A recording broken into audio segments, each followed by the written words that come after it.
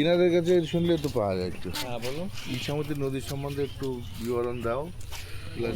খাল এবার এটা তো দীর্ঘদিন ধরে এইভাবে নদীটার আগে আমার বয়স তো ততটা বেশি না, যত শুনে এসেছি পূর্বপুরুষদের কাছে নদী ব্যাপক কারণে হোয়াইট ছিল, স্রোত হতো তখন তখন জীবিকা নির্বাহ করতো, মাছ ধরতো, নদীর সৌন্দর্যই আলাদা ছিল। এখন নদী সংস্কার হয় না, নদীগর্ভে জায়গা নেই, এবং বন্যা বা বৃষ্টি হলে নদীগর্ভ থেকে জল ছাপিয়ে গিয়ে মাছ টাছ সব ডুবে যায়, কৃষকরা ভোগে। এখন 15 বছর আগে মানে নদী পুরো শুরু হয়ে গেছে, নদীর কোনো জায়গায় নেই। আপনারা লোকাল যে প্রশাসন তার কাছে কখনো আবেদন করেছেন এই নদী পরিষ্কারের বা কিছু? আবেদন বলতে সংস্কারের কথা বলা হয়েছে, কিন্তু কোনোদিন মানে বলাই হয়েছে কিন্তু সংস্কার আর হয়নি। আচ্ছা, এই নদী সংস্কার হলে তো আগামীতে অনেক আপনাদের পারিপার্শ্বিক অঞ্চলের মানুষের অনেক উপকারই লাগবে। হ্যাঁ অবশ্যই, নদী মানে সভ্যতা আর হচ্ছে নদী মানে মা, কিন্তু কোনো রকমভাবে নদী সংস্কার বা নদী গর্ভে সংস্কার করা হয় না। মানে কথাই বলা হয় প্রশাসনকে জানিয়ে হোক বা নেতা মন্ত্রী যতই যা বলুন, আমি ডাইরেক্ট বলছি, নেতা মন্ত্রী জানিয়ে কোনো রকম কোনোদিন সংস্কার হয় না, কোনো কাজই হয় না। বিগত দিনে হয়নি, নতুন সরকার এসেছে, আপনারা একটু যদি আবেদন করেন করতে পারেন। হ্যাঁ, আমাদের আছে খাদ্যমন্ত্রী বলেছেন, আশা করি উনি খুব ভালো লোক, হয়তো হবে, আশাবাদী। ধন্যবাদ। আপনার নামটা একটু বলুন। আমার নাম শান্তনু বৈরাগী। এখানে সব ওই সমাধি দিয়ে হতো।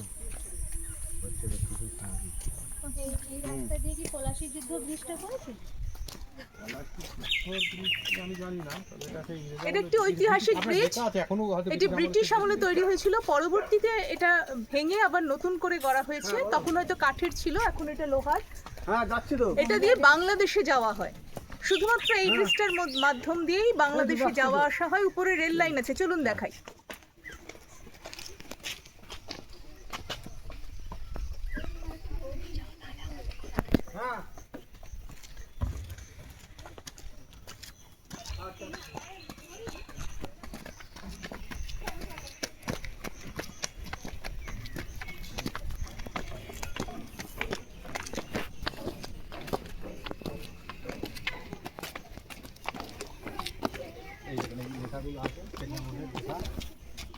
এই পাশে ব্রিজ আর ও পাশে রেল লাইন, এখানে লেখা রয়েছে কত নটিক্যাল সেটা লেখা রয়েছে।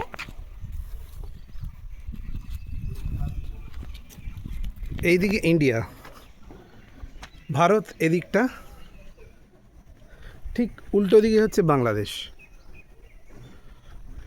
একটা জিনিস আমরা দেখাচ্ছি, এক সেকেন্ড একটু দাঁড়ান।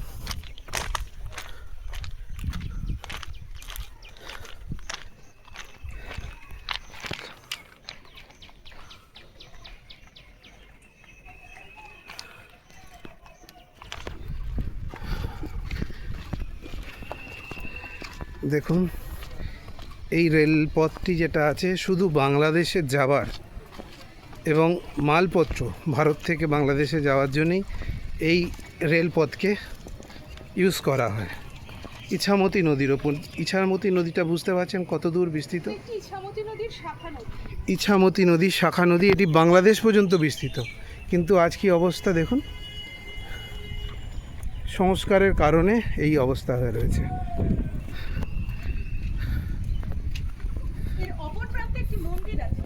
অপর প্রান্তে একটি মন্দির, সেই মন্দিরে আমরা যাচ্ছি। মানে আমরা কোথায় এসেছি বুঝতে পারছেন, একদম border area, Bangladesh border area. আপনাদের সব দেখাচ্ছি, সঙ্গে থাকুন আমাদের।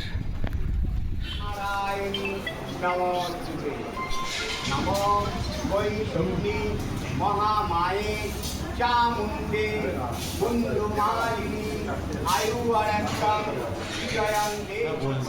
আচ্ছা, এটা রেজিস্টার তো না, রেজিস্টার এটা পার্সোনাল, এটা পার্সোনাল।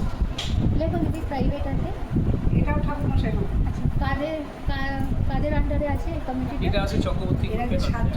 লেখো দিদি, কমিটি বিট্টাল তো লেখো, কমিটি বিট্টাল। হ্যাঁ, এটা একটু ব্যাপারটা একটু বলুন। মা ছিল যশোরের মা, এটা তখন এইসব জায়গা খুব সুন্দরবন এরিয়ার মধ্যে অন্তর্ভুক্ত ছিল, এবং আমাদের ইছামতিটা অনেক তখন বড় ছিল, এবং ডাকাতরা ওই ইছামতি দিয়েই ডাকাতি করতে। তা 7 ডাকাত, ওরা 7 ভাই ছিল ওরা, এবং ওদের অ্যাকচুয়ালি 7 ভাই কালী তোরা নাম হওয়ার কারণটা হচ্ছে ওদের প্রত্যেকের নামের পরে কালী ছিল। আর যেহেতু 7 ভাই ছিল সেই জন্য কিং কালী, কঙ্কালী এভাবে ডাকাতের নাম ছিল। তার জন্য এই জায়গার নাম হচ্ছে 7 ভাই কালী। আর ডাকাতে যখন যশোরে ডাকাতি করতে গিয়ে, যশোর রাজবাড়ি তখন ডাকাতি করতে গেছিলো, ডাকাতি করে ফেরার সময় মাই তখন বলে এগুলো সব কিছু নিয়ে এসেছে, আমাকে নিয়ে যাবি না। ডাকাত তো তখন নিয়ে আসে, নিয়ে এসে এই আপনারা এখন যেখানে আছেন পিছনে একটা বট গাছ ছিল, ওই বট গাছের গোড়াতেই মাকে ওরা রেখে দিয়ে গেলে এবার ওদেরও তো মাকেও তো সকাল বিকেল পুজো অর্চনা করতে হয়।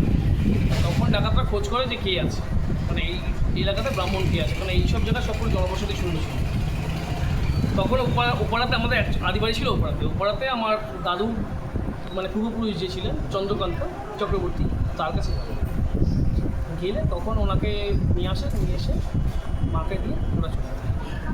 তখন থেকে সেবাটা দিচ্ছেন। তখন থেকেই প্রথমে চন্দ্রকান্ত চক্রবর্তী করতেন, তারপরে আস্তে আস্তে বংশধর। এই যে আমাদের 5 পুরুষ ছিল। চন্দ্রনাথ চক্রবর্তী, চন্দ্রকান্ত চক্রবর্তী, ওনার বংশ। এখন পুরুষ আপনারা? এই 5 পুরুষ চলছে। 5 পুরুষ। এবং পৌষ মাসে আমাদের একটা মানে পৌষ মাসের যে ইনকাম যেটা আসে এটা, তার থেকে বিভিন্ন আমাদের পাশাপাশি দুটো স্কুল আছে, স্কুলকে ডোনেশন করা হয়, স্কুলে দুস্থ বাচ্চাদের জন্য বই খাতার জন্য। এবং আমাদের স্কুলে যেটা খুব সুন্দর প্রতিষ্ঠান সেটা হচ্ছে আমাদের অ্যাম্বুলেন্সে, আমরা মন্দিরের নামে একটা অ্যাম্বুলেন্স করবো, এই জন্য আমাদের টাকা জোগাড় করা হচ্ছে। এবং পারিপার্শ্বিক মানে কালীতলার নিয়ারেস্ট যে গ্রামগুলো, সেসব যদি কেউ এসে বলে যে আমার মেয়ে বিয়ে হচ্ছে না, কেউ আমার ছেলে পড়তে পারছে না, তাদেরকেও সাহায্য করায় মানে যতটুকু সম্ভব হবে সেই কোভিডকালীন আমরা অনেকবার ত্রাণ দিয়েছি। আমরা অনেকবার ত্রাণ দিয়েছি। বন্যা প্রশাসনের এডিপিও ডেকে নিয়ে এসে তাদের হাতে আমরা 3-4 বার ত্রাণ দিই। মানে আমাদের মন্দির থেকে যতটা যা সাধ্য আমরা চেষ্টা করি। আমরা দেখলাম নদী সংস্কারের জন্য প্রশাসন কিছু করছে না, এখনো পর্যন্ত আমরা সেরকম কোনো রেসপন্স পাইনি, হয়তো করছে হয়তো ভিতরে। আবেদন করেছিলেন? হ্যাঁ, আমরা করেছিলাম বলতে আমাদের পৌষ মাসের সময় এই পানার জন্য আমাদের নৌকা চলাচল হয় এই মন্দির থেকে ওই মন্দির, এবং পাশে একটা মঠও আছে এই মঠের জন্য। তা আগের বছরও আমরাই করেছিলাম ওটা, লোকাল পঞ্চায়েতকে ধরে ওটা পয়সা করেছিলাম, এবং পুরোটা আমরা করতে পারিনি, আমাদের সামর্থ্যের মধ্যে আসেনি, আমরা পুরোটা করতে পারিনি। তারপরেও অ্যাপ্লিকেশন দেওয়া হয়েছে, কিন্তু তার তো কোনো এখনো শুনি যে হচ্ছে, কিন্তু কোনো কিছু। মঠের নাম কি? এই মঠের নামটা গিয়েছিলাম তো যেটা গেছিলাম ভবানীপুর। কারণ পৌষ মাসে হয় কি, এখান থেকে নৌকা ছিল এবং প্রচুর মানুষের জীবিকা নির্বাহ করে নৌকার উপরে। এই নৌকা করে সবাই মঠে যায়, এখানে মন্দিরে যায়। প্লাস হচ্ছে নৌকায় যারা আমাদের বেশ পয়সা ভালো লাগে। একটা টাইমে সময় ছিল এই নৌকা করে বনগা পর্যন্ত চলে যেত এই নদী ধরে। এবং তখন নদীর ঢেউ ছিল আলাদা, মানে তখন নদী দেখার মতো নদী ছিল। ওই যে ব্রিজতে আপনারা আসলেন না, ওই ব্রিজ থেকে ওখান থেকে সব নৌকায় করে চলে আসবে। মানে সেটা দেখেছেন আপনারা যেখানে ঢেউ? আমি নিজে দেখেছি, আমিও দেখেছি। এখানে বোট চলতো, আচ্ছা, এখানে ভটভটি চলতো, এই ভটভটি করে সবাই মন গাইয়ে এই নদী। এবং একটা দুটো না, প্রচুর ভট। নদীর নাম কি? এটা ইছামতি নদী। ইছামতি তো মূল নদী, এটার নামই ইছামতি। না, এটাই এটাই ইছামতি, যেটা আপনি বসিরহাট ইছামতি দেখছেন একই ইছামতি। বলতে পারবো না, এদিকে বেরিয়ে ওরা ভুল এই ইছামতিটা বেরিয়ে এখান থেকে বেরিয়ে গেছে। একদম বসিয়া বিএসএফটা অ্যাকচুয়ালি পানাটাকে আটকে রেখে দিয়েছে, কারণ হচ্ছে ওই পানাটা যদি ছেড়ে দেয় তাহলে গরু চলে যাবে, যে কারণে বিএসএফ পুরোই আটকে রেখে দিয়েছে। ও আচ্ছা, তার মানে বিএসএফই পানাটাকে আটকেছে। এমনকি জলের তলা দিয়েও তার কাটা দেওয়া, আবার উপর দিয়েও পরপর তার কাটা দিয়ে পানাটা পুরো জাম করে দেওয়া। এবার যার জন্য পানাটা বেরোতে পারে না। এবার এই পানাটা বেরোতে পারে না বলে ওদিকটাতে আপনার নদী কেটে অলরেডি ভিড়ি হয়ে গেছে। আপনি যদি ওদিকে যান আপনাকে দেখতে পাবেন। হ্যাঁ, মানে এটা যেমন বেড়েছে তখন এখন 300-400 এটা না 5 পুরুষ ধরে পুজো করছে। হ্যাঁ 5 বছর ধরে চলছে। এটা বহু পুরনো, তখন তো ওখানে কেউ ছিল না। এখানে এটা অঞ্চল বাঘ শিয়াল বাস করছে। হ্যাঁ, বনগাঁতে প্রচুর হয়েছে। এখনো এটা অ্যাকচুয়ালি এটা পুরাতন বনগা, নতুন বনগা হচ্ছে এটা। এখনো আমাদের বাড়ির ভিতরে শিয়াল ডাকে। এইবারে ওই দিন অন্তে একবার আসতো মাসি বাড়িতে, আর এইসব কিছু ছিল না। এটা এক ভক্ত করে দিয়েছে, এটা তার আশা পূর্ণ করেছে, ছেলের মাথা ভালো রেখেছে, তাই করে দিয়েছে। আর যে যা মানত করে না, কি বলবো, হয়তো কিঞ্চিত হয় না। মানে এখান দিয়ে লাইন করতে চেয়েছিল ওরা, এটাই ভুলে গিয়েছে। মানে যেটা বাংলাদেশে যাচ্ছে এই লাইনটা, হ্যাঁ হ্যাঁ, একটা বল। এটা বলে। এখানে আসা যাওয়া মোটামুটি না করলে মহিনাটা ঘুরে যাবে না, কতখানি ওনার ক্ষমতা আছে। এবার আমাদের ফেরার পালা। দেখুন ওপর দিয়ে আমরা যাচ্ছি, বাংলাদেশের রেল লাইন, মালগাড়ি যায় এটা দিয়ে। আগে মৈত্রী এক্সপ্রেস যেত, এখন তো মৈত্রী এক্সপ্রেস বন্ধ, তাই এখানে খুব কম গাড়ি ঘোড়া চলে, মানে গাড়ি চলে, ট্রেন। মৈত্রী এক্সপ্রেসই একমাত্র চলতো এই লাইনে, আর কোনো গাড়ি এখানে চলে না, প্যাসেঞ্জার গাড়ি। আর যেটা চলে ভারত থেকে বাংলাদেশ যেসব মাল যায়, সে মালগাড়ি চলে। এই ব্রিজটা দেখাচ্ছি, একটাই ব্রিজ, একটাই লাইন, অদ্ভুত, সবটাই দেখাচ্ছি।